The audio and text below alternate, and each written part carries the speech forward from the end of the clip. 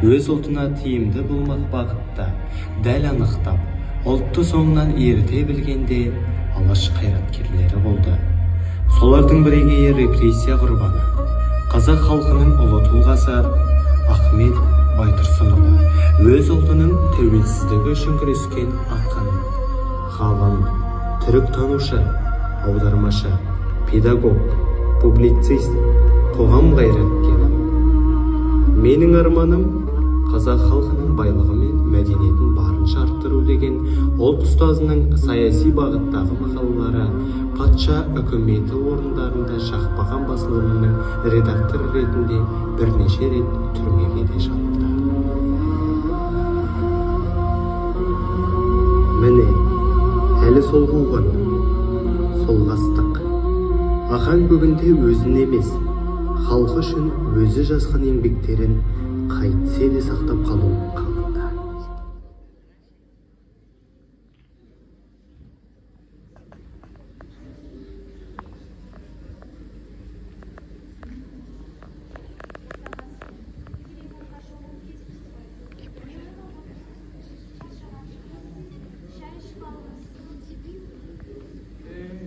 Мәдениет тарих. Осыны халқыма қалай жеткізсем болады екен деп ойладым. Қарағым Шолпан, менің мәдениет тарихаты басылмады. 29 жыл қуғын-сүргін басталып кетті де аяқталмай қалған. Қалған нарқа кескеде жүріп жазып бітті. Келіп қайта толықтырған болады. Осын саған тапсырсам деймін. Екі нұсқа етіп бөлек жерге жасырсан. Жақсы, жарайды екен. Беймезгіл уақытта келген бұл кім болды екен? Открывайте, НКВД. Номері 543 орды. Полковник Саенканың қолы қойылған. Осыған сүйеніп, біз үйде тінту жүргіземіз. Қарастырыңдар. Жүргіземіндегіңдер, оған да келсін. Міне бәрекелді.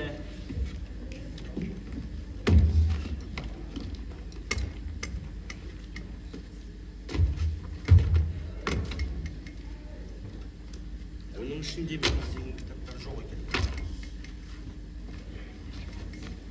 Жаз. Оқу құралы.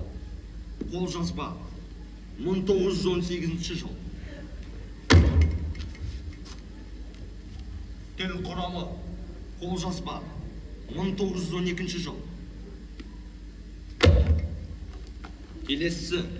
Әдебиет танытқыш. 1923 жыл. Оларды тәркілеп әуре олмай қойыңдар. Бәлен басылып, елдің бәрінің қолында бар. Қолжазба. Қолжазба. Қолжазбаның аты қолжазба. Кім біледі? Бәлкім ішінде үкіметке қарсы ойлар сықап тұрған шығар. Әрі қарай жаз. Маса. Бірінші басылым. 1909 жыл. Қырық мысал. Қолжазба. Бірінші басылым. 1911 жыл. Ал бұлардың қолжазбалары қайда? Сен сияқты итшілдердің біреу алып кеткен. Жиналыңдар. Жақсылап түсіндіңдер ме?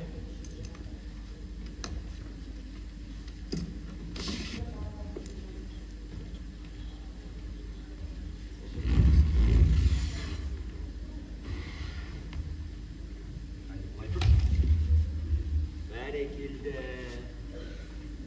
Мәдениет тарихы дейді. Іздегенім осы ғой. Хаттамаға енгізіңдер. Оған қам жемеңіз. Барған соң міндетті түрде енгізіңіз. Сау болыңыз.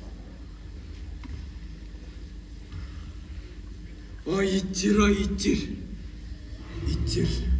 Әке, байқамай қалдым. Қарағым, сенің бұл жерде ешқандай кінәң жоқ. Қайта жасуы керек. Нені? мәдениет тарихын. Сіз оны 20 жыл жазған жоқсыз ба? Қазір бәрі есімде бар. 2 ай тоқтаусыз жазсам, жазып бітірермін. Байтұрсынов, сіз тұтқынды алдыңыз. Жиналыңыз. Уайымдамаңдар. Апаларыңа бас көз. Қайда апарасыздар? Айтсаңыздаршы, қайда апарасыздар? О дүниеге. Жағын қарыссын! Жағын қарыссын!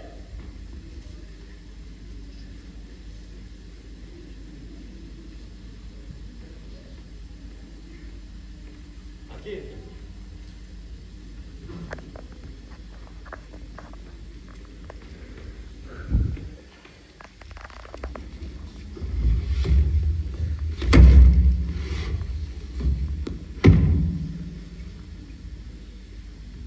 Тергеу үстінде өмірбаяныңызбен толықтай танысып шықтым. Кітаптарыңызды түгелдей оқыдым. Жасыратыны жоқ. Әуелінде пәле қуып оқығаным рас. Содан соң өміріңіз бетке балақты, аңду, айдату, қудалау. Енді маған айтыңызшы, осының бәрі қалай, қай кезде, қашан жазып үлгердіңіз? Біреу жұмыс қылам десе, тұрған жерін жаман дейді. Біреу маңайындағы елін жаман дейді. Бұлардың бәрі бос сөз. Абақтыда жайсыз орын жоқ. Бірақ абақтыда отырып, жұмыс жасауға болады. Алуға не зорлық? Ешкімнің ақы төлеусіз жоқ анық. Қазіргінің жазушылары ертең ақталатын біле отырып жазған болар. Ал сіз ше? Сіз ертең сотталатыныңызды біле отырып жаздыңыз ғой. Балам, ақталатын адамда, сотталатын адамда өмір сүреді. Кейін өледі. Соттың жөні басқа әңгіме. Бұл біздің еркімізге бағынбай тұр. Алайда титтейді өкінішім жоқ. Мен де, сен де бүгін бармыз, ертең жоқпыз. Адам өмір сондай қысқа ғана. Елің үшін қылған еңбегің тура идеяң жалғаса бермек. Ал ол жалғаса берсе, адамның да өлмеген. Міне мазмұн. Сендер өлерде қорқатын алаш идеясы осы ғана.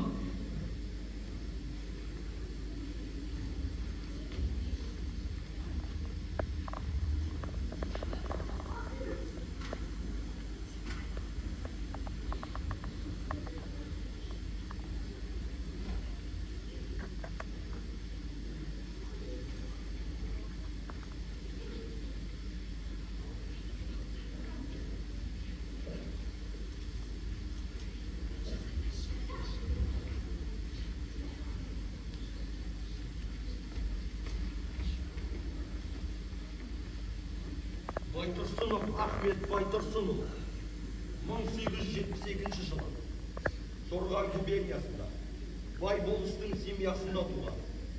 Ұлты қазақ.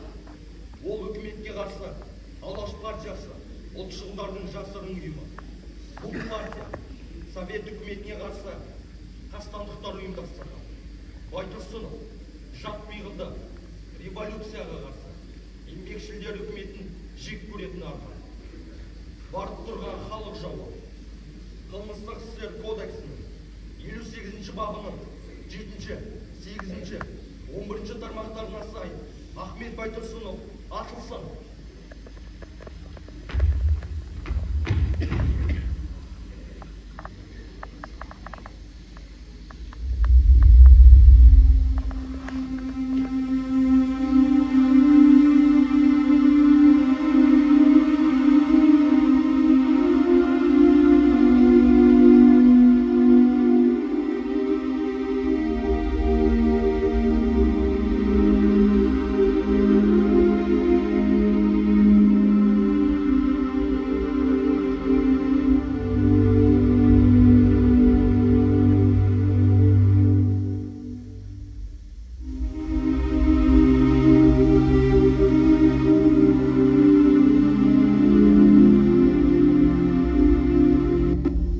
Ендігі ұрпақ сендердің басып өткен іздеріңнің топырағына көзін сүрдір, көңіл толқытар. Әлі талай жыр етер, қуадалар. Біздің бұл хикаямызда сондайлық сүйініш сөздердің бір парасы еді.